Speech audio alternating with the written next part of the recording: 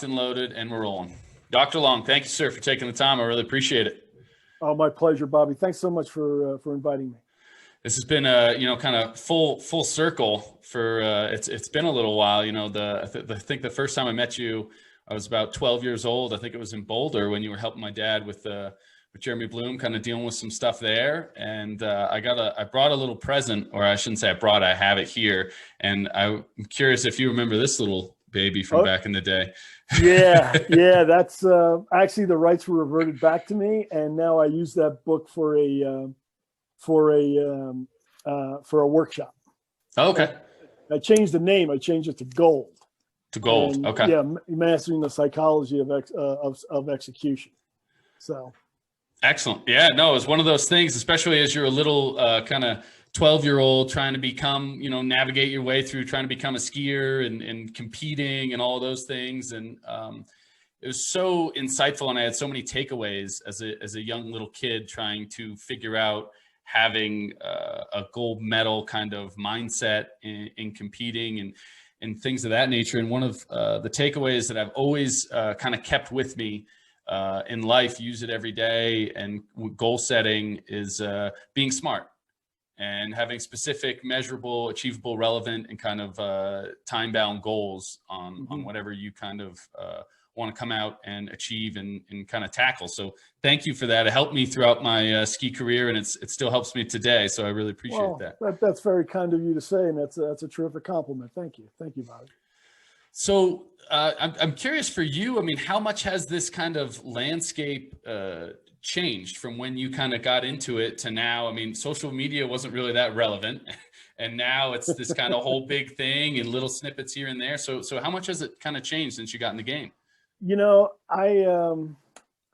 I started this consulting firm about 20 years ago, and there was a lot of travel. There was none of this. Right. Yeah. And so I really love this. The speaking has always been a part of it. I got into writing early, but not to such a great extent. So now I write a blog. I host a podcast. So these more digital forms of getting your message out has been really important. But I remember I was speaking at a conference in 2009 in New Orleans. And one of the other speakers was a friend of mine, and he was early onto the social media. He was like a LinkedIn guru early. Okay. And I just remember saying, the hottest topic of in this conference is social media. And so that was pretty much the tipping point for me. I was a member of LinkedIn for since the early 2000s, but then jumped on to Facebook and Twitter, like 2007, 2008 kind of deal. And now it's just I still rely more on writing and speaking Sure. and word of mouth for marketing. But just to get your message out there, and not that I'm looking for a whole lot of followers. I'm not looking for advertising dollars or anything like that. But people who are interested in my area of expertise, they'll pay attention to what I have to say. So right. That's really all it is. How much do you think it's kind of helped? I mean, I feel like in these short clips and things like that, do you think it helps for young aspiring athletes, or whether it's people getting into the business world or leadership roles, to be able to kind of reach out to them and share a little bit of a message and like, hey, if you kind of like what you're hearing, there's more to kind of get into here? Yeah, when it comes to content marketing, I think it's important for people to have a pretty good idea of what you do. And for your listeners, I can tell them, if you go to moterepublishing.com, I have 3 books there, and one is what you just said, but it's an abridged version. It's Gold, the abridged version. You can just you can download those books for free. Yeah. So I think it's important, but I think sometimes people get a little bit too involved with building their brand. Sure. And not really focusing on what the real purpose is of the brand. Mm-hmm. Okay. Yeah. And, for me, it's, I started off as a teacher and a coach, and, that motivation, that purpose has never changed. It's still about helping people. Mm-hmm. So when I was coaching, I was teaching people how to block, how to tackle, how to read a defense, how to break down an offense, right? These type of things. And I'm just helping players achieve their goals. I'm not really doing anything different now. I just have, I basically just use psychological tools. Right. Now that kind of passion, has that always kind of been innate in you, and to see the growth within the players and then kind of branched out? I mean, where did that kind of start for you? Yeah, it started early, like 8 or 9 years old. I just like the idea of coaching. And I'm one of those strange ducks who I enjoy coaching more than I like playing. And I love playing, but I really enjoy coaching and teaching and working with people. And maybe just because I just knew that in athletics, your shelf life is pretty limited. And I was fortunate enough to play through college, and I don't have any debilitating injuries. That's pretty good. I can walk, I can comb my hair, I can still do all these things. I'm still active.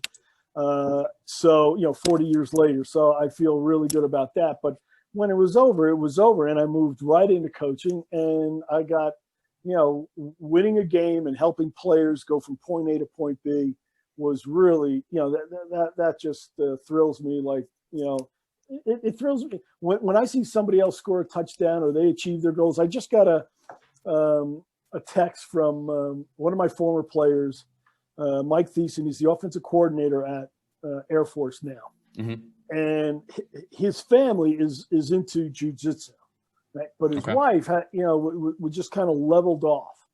And so, he just called me sometime last year and said, hey, I'd love for you to work with her and just see if you can, just get her off this hump, right?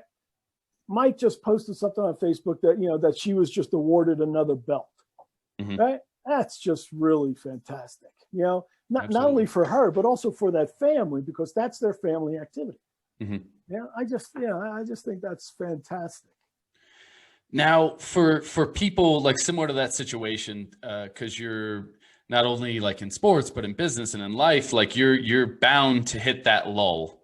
There's always you have that momentum either working for you or against you, but there are those periods in time where maybe you're trying to do all the right things and things like that. I mean, how do you, what kind of advice would you give for people to kind of get over that lull that everybody inevitably has to deal with in life? Yeah, the plateau effect. So when I was at the Air Force Academy, I was working with all the athletes, and they came into me basically for 4 reasons.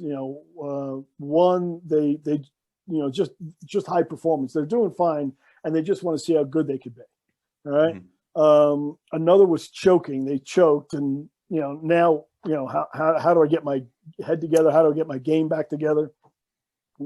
The biggest one was strategic execution. Is that they know what the strategy is, but for some reason they're just not executing.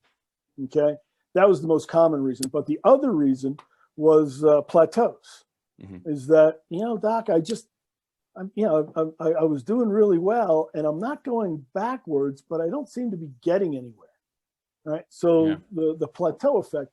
And so what I'm able to offer is I have a psychological instrument that measures, right, their mindset. And through that, I can find what their strengths are and what their limitations are, and basically leverage those strengths, for them to be the best, be the best they can be, but also shore up those weaknesses. And so it really doesn't matter whether they're on a plateau or if they choked. In the end, it's all for the same reasons.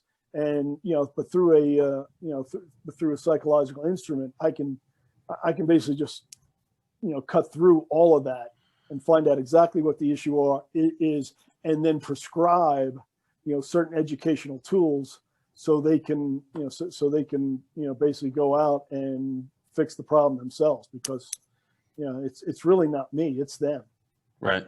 And how difficult is that I mean, for someone that loves to coach and love to be able to help people kind of reach new heights, that, I mean, I've seen it in coaching all the time where you're like, okay, I've given you all the tools. I'm leading this horse to water, but it is simply not drinking the water. The tools are here, but it's not clicking. Yeah. Well, the good news is I haven't had to yell at anybody in 30 years since I got out of coaching. Okay. So, but yeah, in the end, it's really all about curiosity. Mm-hmm. Okay. If they're curious about themselves, if they're curious about what they can do. So the growth-oriented mindset, right, is I know I'm good now, but let me see how good I can be. Mm-hmm. Right. That and so it's not so much a level of dissatisfaction. And a lot of people believe that is really the only impetus for change. There are a lot of impetuses for change, a lot of catalysts. Mm-hmm. But the primary one, particularly for the high performers, is curiosity. Is that, like an elite producer. Yeah, I'm on top of the mountain, and I've been on top of the mountain, but I still think there's something that I haven't tapped into. And that's, so I'm able to go in there and pull it out of them. And that's the thing about education, right, Bobby, is that education doesn't mean piling more and more and more and more information on top of each other, right? And for the student to get, totally, overwhelmed with it. It's really about drawing the genius out that resides in every person. And so as a teacher, as a coach, as a counselor, as a consultant, that's what I'm trying to do, either individually or organizationally, because there's untapped potential in each of those organisms. Mm-hmm. And kind of drawing out the genius, as you put it, is that helping create like a different perspective for them? Because I feel like the mindset that people have, like as you talk about, you have all that information kind of piled up. And I know, and I've had other guests on, you see these goals out before you and it looks like a mountain. And a lot of the different people I've had on have been able to just look at it as like, okay, I'm looking at it as today. These are the 3 goals today, rather than staring at that mountain, just staring at the next step. And a little Bob Wiley in there, baby steps to the top of the mountain. Yeah, I'm all for big goals and big dreams, but that's you got to really focus on now. And so what I suggest to my clients is, what are you doing today, and maybe what are you doing tomorrow? Mm-hmm. Maybe, okay, but it's really all about today, and whatever you want to get done by the end of the week, you'll get it done more efficiently if you're just focusing on what you're doing today. But if you try to map out what you're going to do today, tomorrow, the next day, right, and through the week or through a month, life, this is one of the changes, as far as the social media age, is things change like this. Mm-hmm. Okay. And COVID was a really good example, because people weren't aware of it, but they became of it during the beginning phases of COVID, when everything was changing, not day by day, but hour by hour. Mm-hmm. Okay. And that was a really good experience, I think, for our society, is that's really the best way to look at things. Yeah. It's the perceptual abilities that people have. Mm-hmm. And so when you look at it, because when factors change, variables change, and the people who believe in those variables are fixed, mm-hmm. right, they're less likely to adapt. But the people who look at it as, okay, here we go again, something's changing, let's go, let's make the change. Yeah. All right, let's pivot, as they say. Right, kind of be able to pivot and kind of be able to move on to the next thing quickly.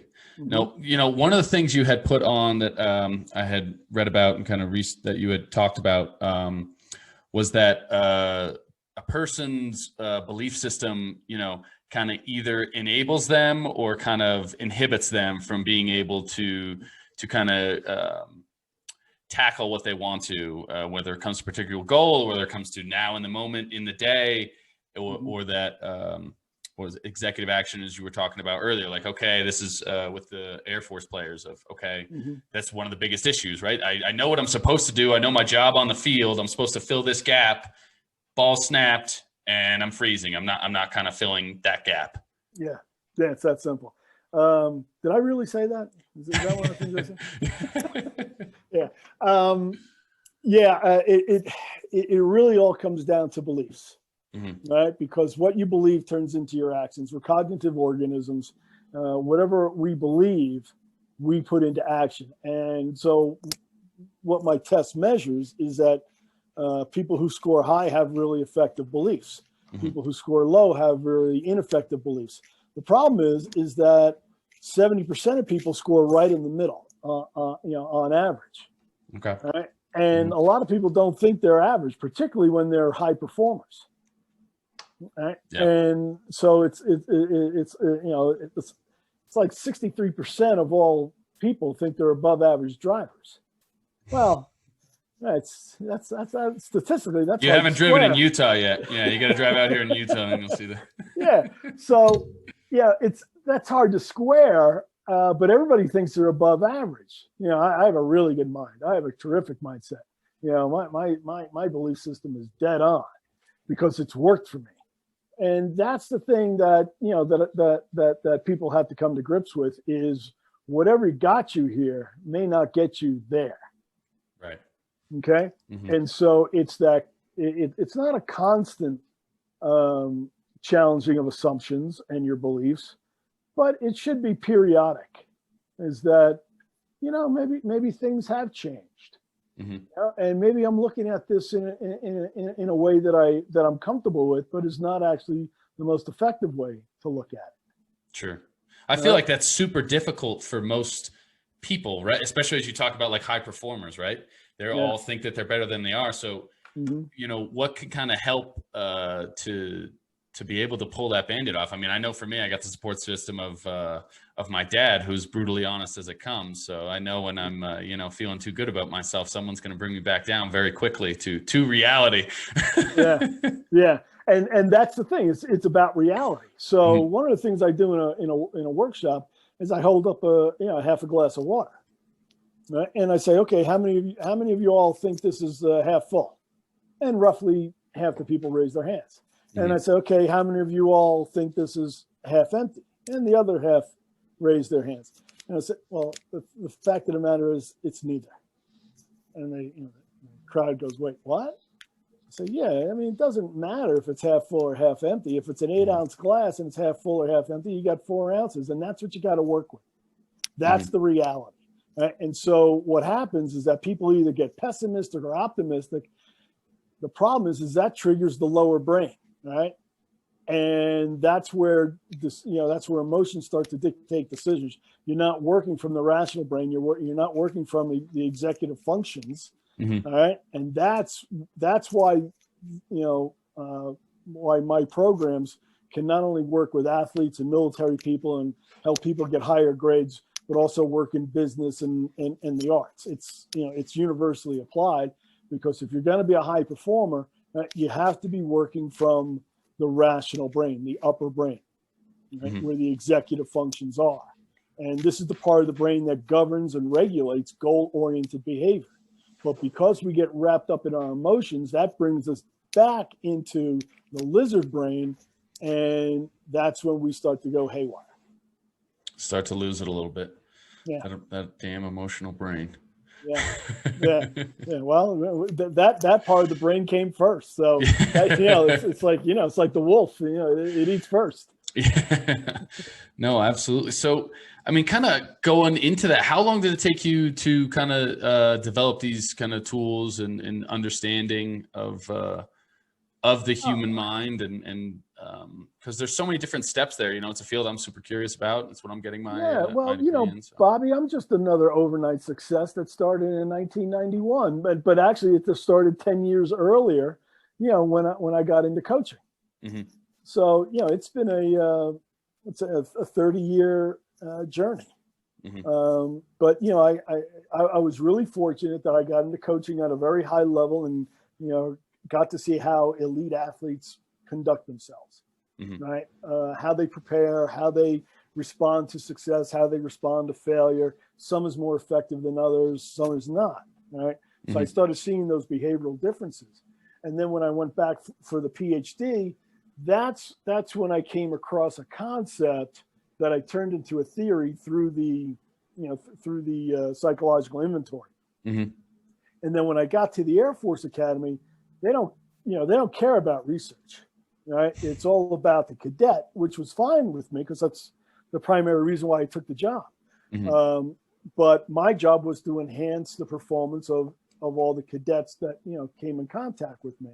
Mm-hmm. And so I just built up a catalog of educational tools and counseling strategies, to move them from point A to point B. So it's kind of been for you a consistent build through the years, constant going back, kind of retooling and reconfiguring what works and what kind of doesn't work and things of that nature. So what helps you on a daily basis, or, I know you're very much so of in the now and in today. How are you able to kind of time manage your day and be able to kind of keep track of what you need to take care of each and every day? Well, I got this, right? So my calendar, right? And on the calendar, I just put down, some of my to-dos. Right. And some of the to-dos, are more important. So I focus on priorities, and I teach, I teach my clients the same thing, is that if you can't tell me what your top 1, 2, or 3 priorities are, you're not a candidate, right? You're not a candidate for this program. And if you tell me that, oh man, we're working on 12 to 15 things. Well, if everything is important, then nothing is important, right? And so managers get things done, executives get the right things done, right? So you got to focus, you got to identify what the priorities are, the things that are going to create the biggest impact for your organization. And that's pretty much what I do on a daily basis. Right. Is, what's going to create the biggest amount of change for me today. And that's what I work on. Okay. Right? Simple. Yeah, no, simple, but extremely effective. It's always interesting because you hear there's so much information out there. And I feel like for a lot of people, it can be information overload, and that the tools are there, but it's interesting how many people just don't decide to use them, right? Like you have those, your publications are there, the material's there for people to go out and take advantage of and be able to learn and create that betterment for themselves. Now, why is it to people not follow through on that? Like the steps are here. This is what you need to do. Why is there that disconnect of like, yeah, I'm good, I'll just Netflix and chill? Yeah.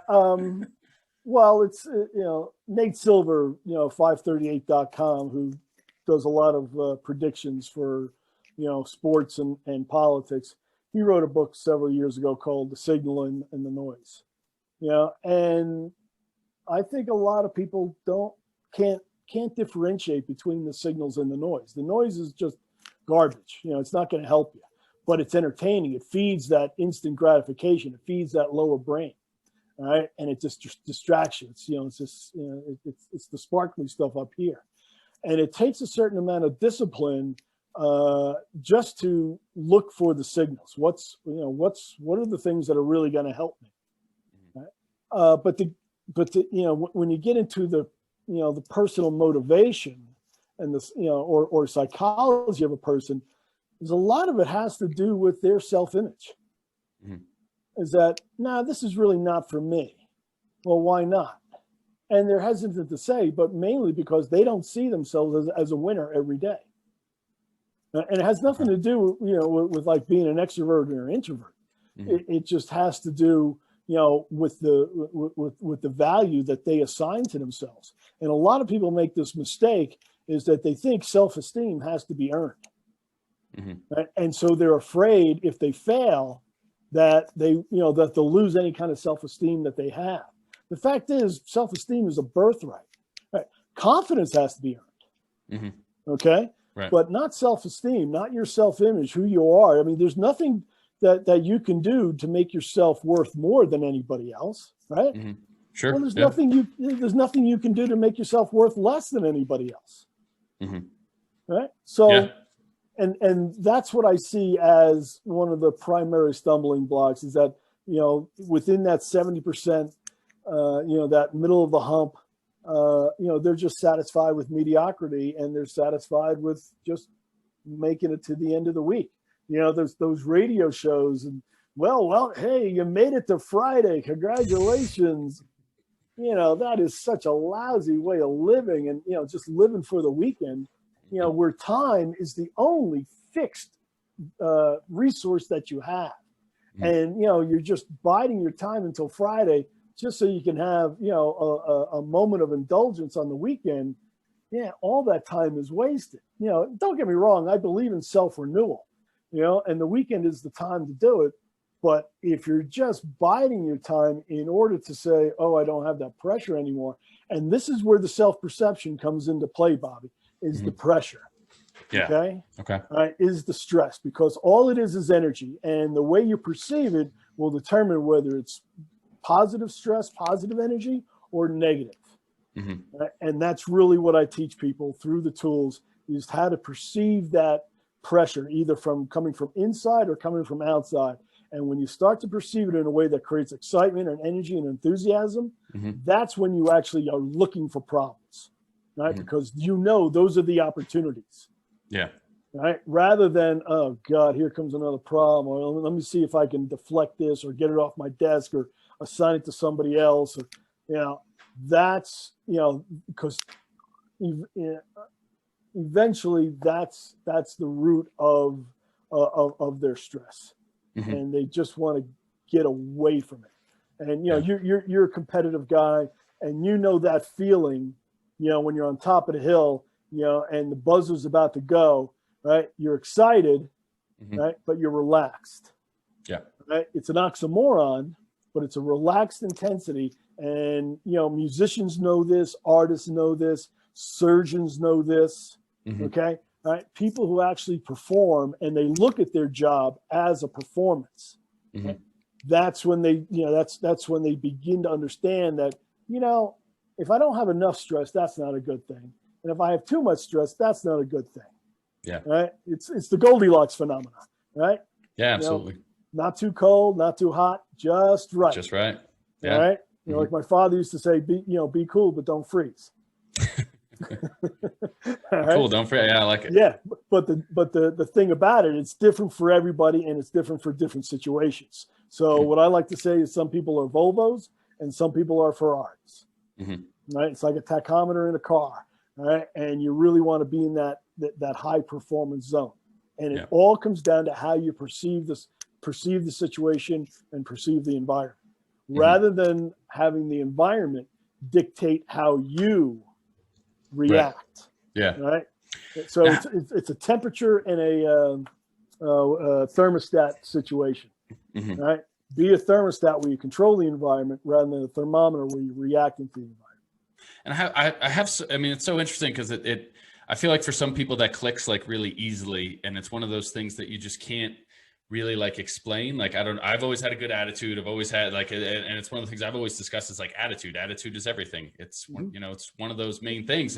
And speaking to that, like you know, that self-perception, and just, that's one of the things I've always found like hardest, is to try to, you know, when I'm coaching athletes or dealing with different people, is like, you know that their mentality is already negative.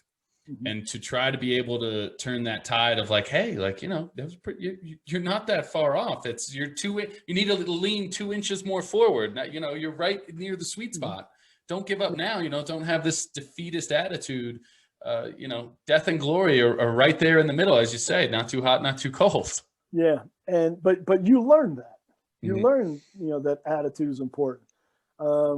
And so what I do is I, you know, identify what those beliefs are, and I see what, you know, the ones that are really holding them back, and I unfreeze them because they're frozen. But I unfreeze them through the educational tools and the counseling techniques, and then I replace them.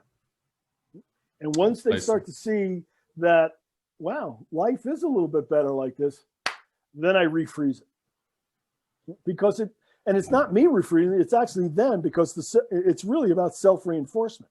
Right? Is that they're starting to perform better, right? And those rewards that, you know, are really powerful.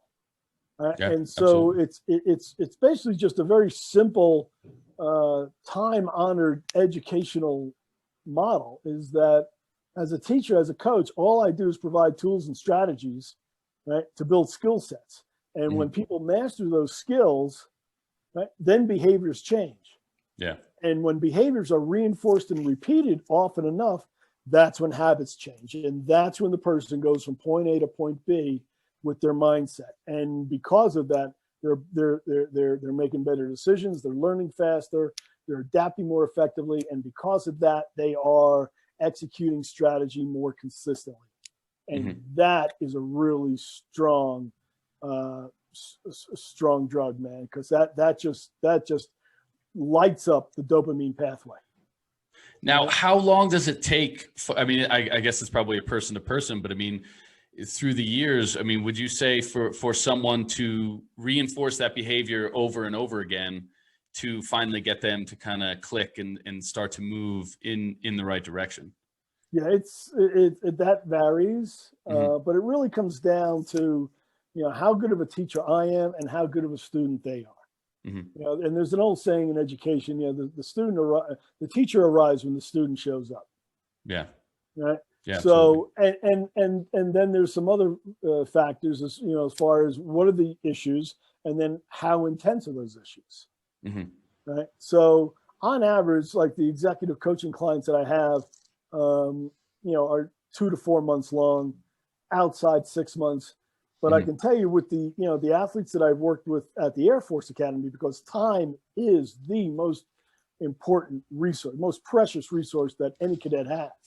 Because not only are they cadets, they're taking on average 21 credit hours a semester, right? But they also want to become all-Americans. Okay, all right. And so time becomes really, really narrow. But the average length of time that I would meet with a cadet is 3 sessions. Okay. Right. Some took a little bit longer. Some clicked after 1. Yeah. Okay. Now so let's say dealing with someone kind of non-high performing, right? Because there are all those other, I have several friends and stuff that never got into athletics. I think it's one of the most valuable things that you can have and you can do, and it makes long inroads in life, and there's so much values to learn from it. But for people out there kind of in the business world and stuff like that never really got into athletics, just like, hey, not really my thing, tried football a little bit and moving, I mean, because I feel like those people are a little more lost. I feel like most of the people that went through, college athletics or at Air Force, they're there and they're driven for a reason. Like you said, everyone that's meeting with you wants to be an All-American, wants to be a best. The drive's already there. They're just like, hey, okay, I'm going to input this into my game plan and I'm up and on the way. So let me ask you, what do you think is for high school students, what do you think is the primary predictor of future career success? Attitude. All right. Well, all right. So let me list these. Do you think it's GPA? No. Do you think it's class rank? No. Do you think it's SAT or ACT scores? I would say no. All right, but they're all measurable, aren't they? Yes, absolutely. Yeah. Right? And so that's what people tend to dwell on. Right? There's the National Federation of High Schools, which is like the NCAA of high school sports. They conduct studies all the time, and what they found, over a long period of time, is the most accurate predictor of success is participation of and leadership of extracurricular activities. So not only athletics, right, but also theater and drama, speech and debate, right, student government, right. Music programs, right? Because not only are you responsible for your own performance and that other people are counting on you, but you're also counting on them, right? And so that, the working with and through other people, that is learned early, okay? And that's the predictor of career success. And there was a point in the 90s, I'm sure it's different now, where every female CEO played college athletics, because of Title IX. Okay. Now that's changed since then, but they all understand how important it is, for these extracurricular activities. And it only, at the most, it's only 2% of a high school district budget. right? But the superintendents, what do? They're always looking to cut it. Yeah. Right. Which is absolutely the wrong kind of way to think about things. No, right? absolutely. Yeah. But, it doesn't show up on board scores. It doesn't show up on, placement tests, and colleges are looking at the wrong things. But thankfully, colleges are starting to look at different things. They're starting to eliminate, the SAT and ACT from their application process, right? Because they start to realize, well, wait a minute, we're bringing all these, intelligent, supposedly intelligent, cognitively intelligent people. Yeah. But they're not going out in the world and not changing anything. Right? We're finding, kids from state schools and county colleges, they're the ones who are running everything. Right. You know what school has more CEOs than any other school in the country? I do not. It's not Yale. It's not Harvard. It's not Princeton. It's Texas A&M. Okay. Wow. Go Aggies. Go Aggies, man. All right. But that's the reality. Right. And so just because you can measure it doesn't mean that it's worth anything. We got to start, this is what the accountants, particularly in business, have to start figuring out is how to put into balance sheet terms where the real value is in a company. Okay. Because it's in the human capital, but they just don't know how to account for it. Right. Right. They don't know how to find it. They don't have, yeah. Well, they know how to find it. Yeah. It's a lot like pornography. I know it when I see it, but I don't know how to define it. Yeah, exactly. Right? So people are the difference, but you don't know how to replicate that person. And so by doing that, you just tell everybody, well, just be like Mike. Well, what Mike knew more than anybody else is that he knew how to be better, to be his best version of himself. He figured out his own high performance pattern. He didn't follow anybody else's. All right. And so, the best book that I can recommend to your audience is Principles by Ray Daly. Principles. He goes through his entire career and how he came up with his own principles of high performance. And he's the founder of Bridgewater Associates. I don't know, 300 billion under assets. But he himself is worth 17 billion. Okay. But he didn't follow anybody else's model. Yeah. He figured it out for himself. And it's, so, there's a lot of books, well, do it like this because these successful people did it. Well, what book did they read? Yeah. Okay. And so they just become a secondary source. And so one of the things I try to help people with is identify their own pattern of high performance so they can be their best. Because if you're going to try to follow somebody else, you're just going to end up being mediocre. You'll never be as good as they are. Yeah, no, definitely. It's an interesting thing to really think about because there are so many of those different books and outlets and kind of tools that you have now at your disposal, and really being able to look in the mirror and kind of take that first step. We touched on it a little bit earlier, but that kind of fear of putting yourself out there and taking that first step, and your own self-esteem, as you talked about, and that self-esteem is, well, I don't want to damage that because what if I fail and look like a jackass? All my friends, everyone, and there's so much fear, especially now with social media and Instagram and all of that. Now it's at such a heightened level that we've never seen before, right? I mean, it's just like craziness where it's like, okay, well, I don't want to take a step and look like an idiot because I'm going to get eaten alive by a bunch of people I don't know online. and that's where, what we call locus of control comes into play, is that, okay, so you have all these people who are commenting about you, but they don't know you. You don't know them. They certainly don't care about you. Okay. And so, you should be more concerned about, about the people you care, who care about you. Because if you're letting them down and they know you really well, that's the feedback that you should be paying attention to. Yeah, absolutely. So feedback is important, but it has to be valid feedback. And there's not much of that these days. I feel like most of, the kids have been, we were at Mount Hood over the summer in like August or something like that. And it was really interesting.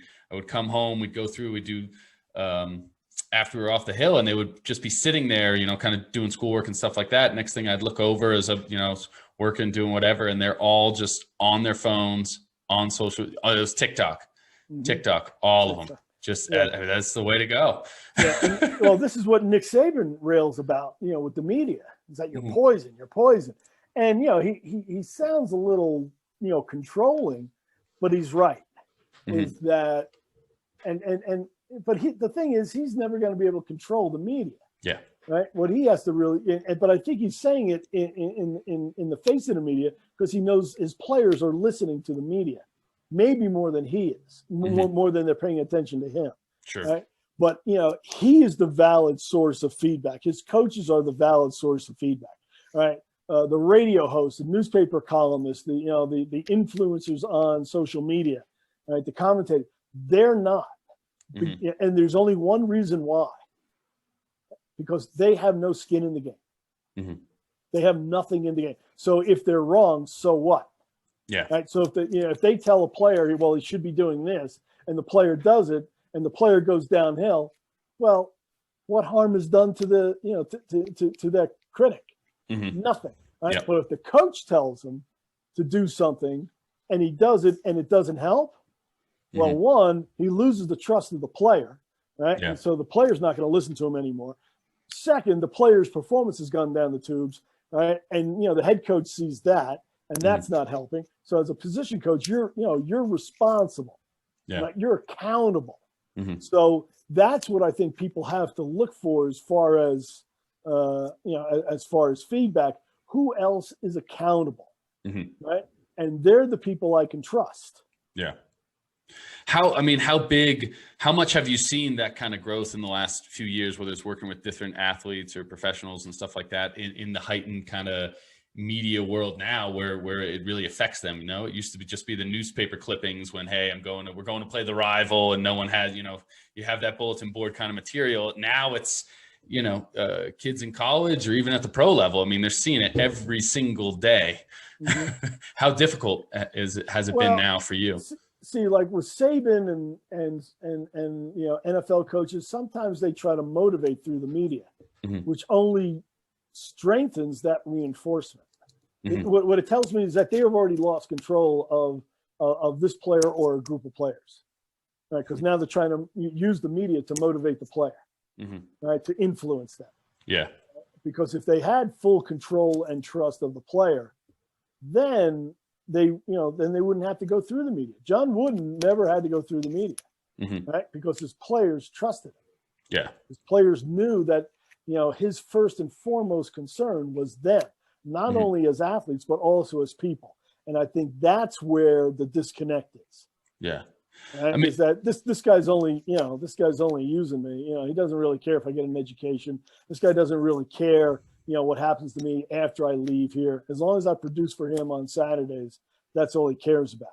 Right. And that total, you know, it's not a win at all costs approach, but it's a total focus on winning, right? Rather than the whole person. And, you know, players today, I think today's players are much more savvy in who they are and what they want to accomplish, not only in sports, but outside of sports. Yeah. And I think LeBron James is probably one of the best role models ever to as an athlete. Because it's just not about sports. It's about everything else. And, you know, the people, you know, the young people that he's influenced over the past, 15 years or so is monumental. But but through his actions, I'm here to win, right? But it's not what I do in sport. It's not what I do out of sport. It's really what I'm doing through sport. Yeah. You know? So I think that's really the important thing as far as gaining the trust of your players, so they are looking to you rather than other external sources. Right. Yeah. No, I mean, it's so interesting to be able to think, you know, about Saban or those college coaches, because there are so many more distractions. And at the same time, I mean, the players are, like you said, they're savvy and they're using him. Yeah, it's because they know Bama is one of the top programs and know there's a better shot they're going to get drafted. And, you know, I think it's tough with Wooden because at the same time, in that day and age, the media is not what it is now. You know, like they're not, kids aren't getting offers when they're 12 years old. Like, hey, here's an offer, full ride for Alabama. You're 12. Here you go. Yeah, but it's Alabama who's extending that offer to a 12-year-old. So, it's true. But players know who cares about them. No, absolutely.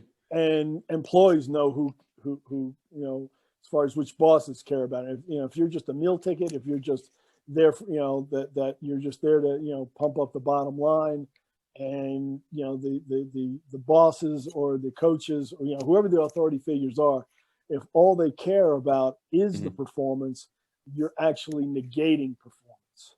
Yeah.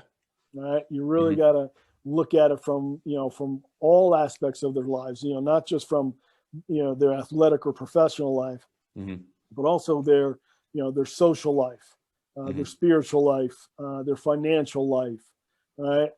Their let's see what else: family, financial, social, spiritual, and what they're actually doing as a complete person. And I think that the leaders who embrace that, they create a culture that is really effective. Right? That we're here to win, we're here to make money, but we're doing so much more than that. Right? Yeah, it's really how you build a solid kind of foundation there from the ground up. Not only on the hill, not only on the field. This is really how, not just what you do when you clock in and clock out, but all aspects. What's kind of really going on. I think, we're going to build you from the inside out. Yeah. Right. To not only make you a better person, but to make this a better organization. And it actually makes business sense, because that's where the consistency comes from. Is that when this was the thing at the Air Force Academy that I had to get through to most cadets, is that they had, see, at every other state university, right, all their competitors, the most pressure time of the day was practice. At the Air Force Academy, it's the best part of the day. Okay. Right. That gives them a huge advantage, because they can go out on game day, right, and just let it rip, because whether they win or lose, they still have a group of people who supports them. Right. They're still really smart, and academics is important. Right. They're still spiritually grounded. All right. They have so many things in place, but they just were when I got there, they the cadet athlete in general wasn't looking at it like that. They were just looking at, oh man, this is just so hard. It's the academics are hard, which they are. It's brutal. The military is hard. Yes, it's hard. Right. And I'm trying to play Division I sports. Yeah, well, you chose this, but what's the best part of your day? Well, it's actually practice. I said, okay, look at the people who you compete against. You think practice is the best part of their day? No. It's not. Right? So you have the advantage. Yeah, absolutely. No, it's really going through and kind of flipping that mindset for sure. That Now for you, who was it or who are some of those people that kind of helped mentor you along and helped you on your journey? Who are those that saw more than just the clock in, clock out on the field? Who was it for you that kind of helped in coaching and in life? I've been really fortunate to be exposed to, some absolutely first-rate people. It starts with my parents, and, they're the ones who taught me that, anyone can win, anyone can succeed, anyone can make money, but, to win and succeed with honor, that's what's important. But then, I went to two different high schools. And, my first high school, the football coach retired as the third winningest coach in the state. All right. And, I could see where, football was important. Okay. Yeah. The second high school I went to, football was important, but you better have your academics in shape. Right. And the head coach actually rose to superintendent. Okay. Right. So there was, there was a stronger educational emphasis there. Then I go off to college, and the head coach, Tubby Raymond at the University of Delaware, who's a Hall of Fame coach, he employed an educational approach. Right? I mean, you just see the way that he organized practice. right, is that, we did individual skills here, right? And then we went into group work, and then we went into teamwork, right? Everything was educational. But football, football wasn't a big, well, it is a big thing at Delaware, particularly at the time. There's only two things to do in the state of Delaware. One is to go to the beach in the summer, and one is to go to Delaware football games in the fall. Okay. But we didn't have athletic dorms. We didn't have training table. And even when I was playing, not when I was coaching, we didn't even have mandatory workout sessions. Really? Yeah. And during spring, during fall camp, coaches didn't stay with us. Right. You got down to practice on your own. Yeah. Right. And we, players quickly learned that if you're woken up by the bat, the captain would come by with a bat, every morning and wake you up by 6 o'clock. If you're getting woken up by the bat, you're not going to make it through camp, because Tubby Raymond's camp was hard. Okay. Yeah. So then I go off and I get a graduate assistantship with George Welsh at the University of Virginia, former Navy coach. And again, it is educationally oriented, right? It's the University of Virginia. Academics are important. But then through the years, I go back to Delaware and then leave. And then I flounder a little bit. And I'm at the University of North Carolina, and they offer me a job in their football office, but I turn it down. And I go to the track coach, Dennis Craddock, who's, just a terrific, he won more ACC titles than any other track coach in history. And that was all educate, but it taught me about female athletes, because being a football coach, you're not exposed to, females. Yeah, and, but they had a terrific women's program. They were the dominant program on the women's side. And you could see how these women were just unbelievably committed and competitive. I mean, they were, as much as any other athlete I ever worked with. I was like, okay, that's terrific. But at the same time, I meet Leroy Walker, who, eventually became president of the USOC, and he was actually the president of North Carolina Central. And he'd come over Chapel Hill and just watch practice, because he was actually the 76 Olympic coach. And he would just spend time with me.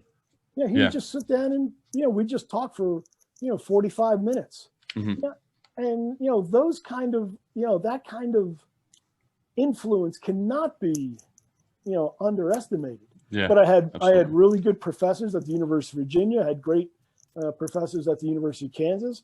You won't find nothing but good people at the Air Force Academy. So, all those influences, were really important into, not just shaping me and molding me, but cementing me into who I am. Is that, if you got to cheat to win, it's just not worth it. Yeah. I don't see the fun in that. I think the challenge is to do it right and do it better than, because people are out there cheating, but to do it right and beat the cheaters even while they're cheating. I think that's a lot of fun. Yeah, no, it's the best. That's the best feeling there is, for sure. Yeah. Now for you, I mean, it really sounds like you were a seeker. Like you were kind of going out and rather than sticking in the football path, like, all right, I want to kind of change and I want to get that, that new perspective. It really seems, at least to me and what we've talked about, that you've kind of always, and you talk about that knowledge being power and kind of being key and having that curiosity. It seems like there was a lot of times that you've wanted to seek out that, that education. Yeah, well, yes and no. No, yeah, I would think my guidance counselors from high school would be a little surprised that people address me as doctor now. So no, I was an average student in high school, average student in college. Things tended to click for me. When I got to UVA, and I think it's primarily because I had two, extraordinary professors who were not going to, who saw something in me and were not going to let me get away with just a wink and a smile, but there was always, somehow I knew it was more than just academics, right? But the academics provides a foundation of knowledge that you can use. There's something more to it. And, my father was an HR professional, during his career. Mm-hmm. And, he worked in these really big companies with a lot of talented people, but some made it and some didn't. And, these were the stories that he would tell at the dinner table. And so I knew it was something more than just, than just straight academics. And also I knew it was something more than just sheer willpower, because willpower runs out. Yeah. Eventually. And eventually, Yeah. and some people just grind their teeth all the way through. And, and this is where survivalism becomes more important than winning. And, that's a problem. I mean, because then there's no joy to life. Yeah. So I always knew that there was something else, and I just continued to, to try to find what that was. And I guess that was my search when I went back to the University of Kansas for a PhD, in my early 30s, when, a lot of people, really were getting their careers revved up and, were stepping on the accelerator. Mm-hmm. I went, what some people would think was go backwards, but, something, your friend Jeremy Bloom taught me is that, hey, if you want to go fast, you got to go slow. Absolutely. Okay. No, so that was, that experience in itself was just integral to where I am now. Because if I didn't go backwards then, I wouldn't be where I am now. Mm-hmm. Now, I mean, kind of speaking to that a little bit, one of those things that I think is most interesting in most people's careers, whether athletically, business-wise, I mean, you got to have a certain amount of perseverance, because times are not always going to be positive. There are those times, as we touched on earlier, where you're kind of moving backwards, or maybe you're just stagnant. And what is kind of the key to be able to have some of that perseverance, Yeah.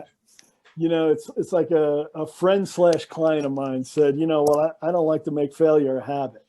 I'm going to lose money, but I don't like to make it a habit. Yeah. And so the perseverance, the resilience, the patience, all the things that people are starting to become aware of during COVID, athletes have always been aware of this, and same with musicians. People who actually do things, who actually have to produce and perform, they know that failure is part of it. And not that they want to make it a habit, but when it happens, they don't assign blame. Okay. That's the first thing. They don't assign blame, because some will assign blame outwards. It was my coach's fault, or this other, it was the trainer's fault, or, my nutritionist's fault, or, it was my masseuse. Right. I mean, they got so many people around them. It could be anybody's fault. Right. Right. Or that was all my fault. No, blame doesn't do anything. Right. And so what the really effective people do is they get into problem solving right away. They analyze what happened. And they identify what the root cause is, and then they solve the problem. Oh, here was, this was just an example or an opportunity where this was exposed, and they're actually grateful for it. Yeah. Right. So, and this is the part of being an athlete that I think really separates people, is that they really appreciate the relationships that they have with their competitors, with their opponents, because it's a dance.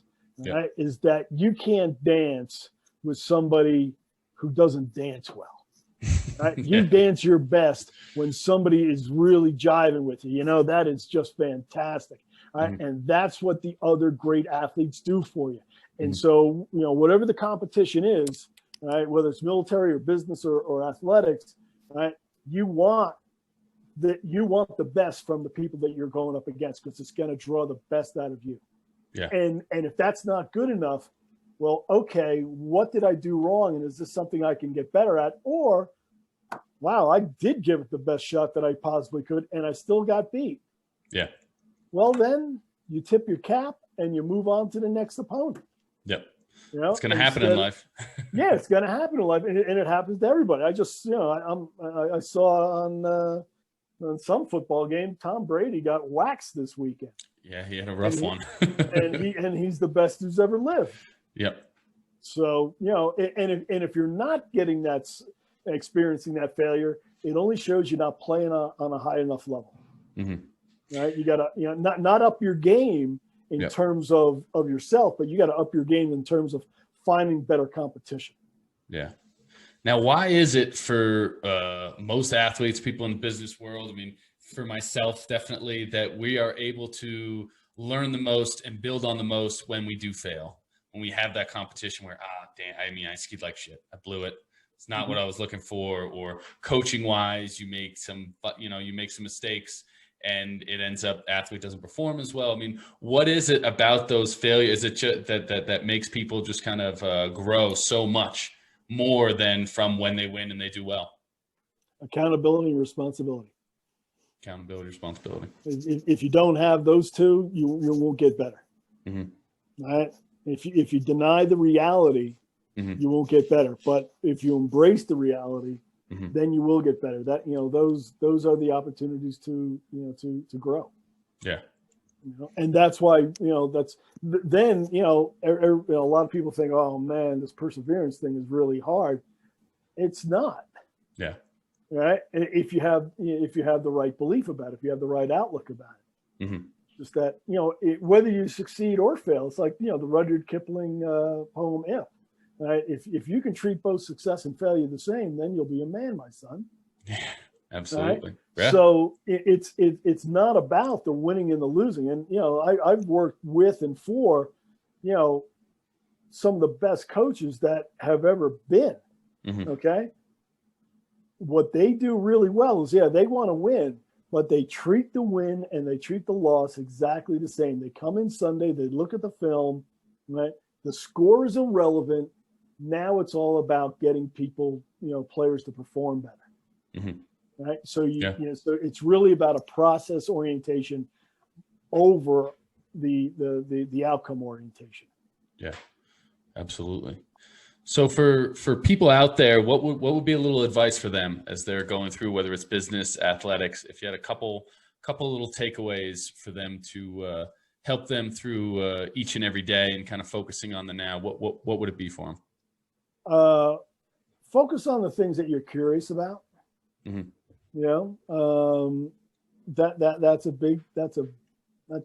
something that I don't think enough people take time to really look at, is that, they're so focused on what they got to do, right? And they forget about what they're really curious about.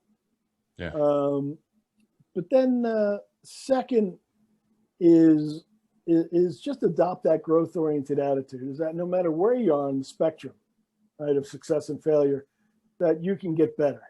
Yeah. And it's really not about the outcome. It's about the process. It's about the journey.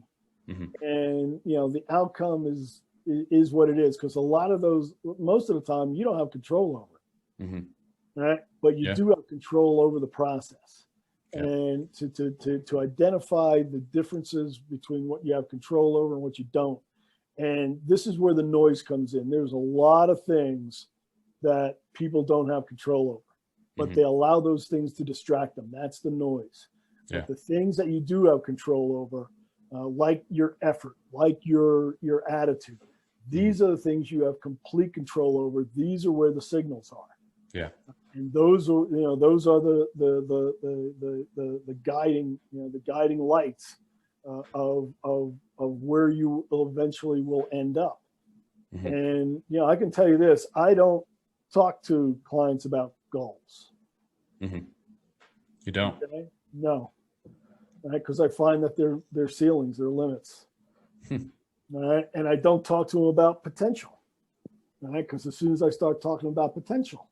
Yeah. So like when I was coaching and recruiting high school players, I go to high school A and say, hey, you can be a 3-year starter for us. Right? And then I go to high school B and said, I tell the player, you can be an All-American for us. Right. Yeah. And then I go to high school C and said, we're just going to be a stop along the way. You're going to play on Sundays. What did I just tell these 3 players? Multiple things. I just told them what their limits are. Right. Yeah. Right. And so potential is a really dangerous word. Right. Because as soon as you start talking about it, you're starting to put limits on people. Right. Kind of puts a box, puts that ceiling in there for them. Yeah. So it's not so much what I talk about. It's really about what I don't talk about. Right.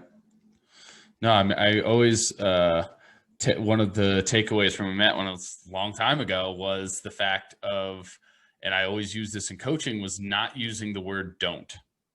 Mm-hmm. I remember that as of like, because that doesn't fire in the mind. They don't, they will focus on the word like, hey, don't get your hips back.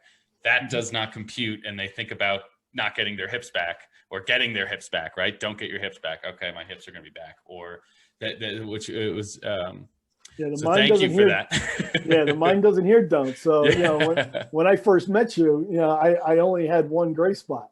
So, but now, but back then, if I told you don't look at my gray spot, well, where do your eyes naturally go? Mm-hmm. Right. And so it's really about, in terms of concentration, and also a really important point of leadership is give positive commands. Positive commands. Don't tell me what you don't want me to do. Tell me what you want me to do, and I'll do it. Yeah. Right. Well, don't do this. Don't do that. It's like going to the doctor. Hey, doc, it hurts me when I do this. Well, don't do that. Well, or when COVID came out and they said, don't touch your face. What? How, people touch their face 30 or 40 times a minute. How are you going to change that behavior? All right. Just don't do it. Yeah, just don't do it. Well, good luck with that. Yeah. So, and as you can see, we've done a great job with COVID as far as behavior change. So when it comes to that kind of stuff, it's really about positive commands, just giving yourself positive commands. What do you want to do? Mm-hmm. Identify the priority and figure out what you want to do, and don't worry about the things you don't want to do. Right. Because they'll either be negated or minimized through your process. Absolutely. Well, Dr. Long, where can people find out a little bit more? Check out some more of your books and follow along with you.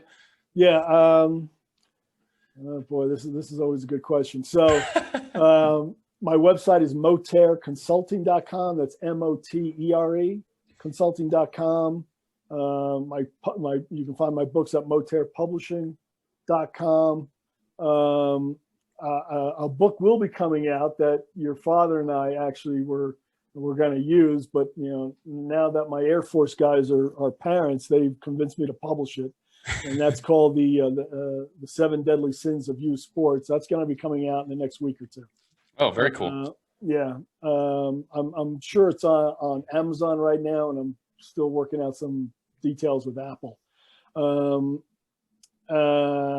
And then I have a blog called the Hedgehog Blog. Okay. That you can find, if you just put that in. And I do host a podcast called The X Factor, the Human Performance and Leadership Podcast. Excellent. Well, thank you very much, sir, for taking the time. And, we need to make your way out to Park City for the next time we do this. We'll do it, get working on the studio. So hopefully that'll be up, by next year. So we'll have to do this first. Get a little skiing in this winter. Come on, it'll be good. Yeah, I got to replenish some of my synovial fluid in my knee, but that should be coming soon. Perfect. But I'll take you up on that. And I certainly appreciate the opportunity to speak with you and all your listeners. Awesome. Well, thank you very much, sir. We'll chat again soon, and have a good rest of the day and the week. You too, Bobby. Thanks. All right. Thanks, everybody. All right. Bye. Hey, everybody. I hope you enjoyed today's episode. Please make sure to like, share, and subscribe. And make sure you hit that little bell button so you get notified every time a new episode drops. Thanks.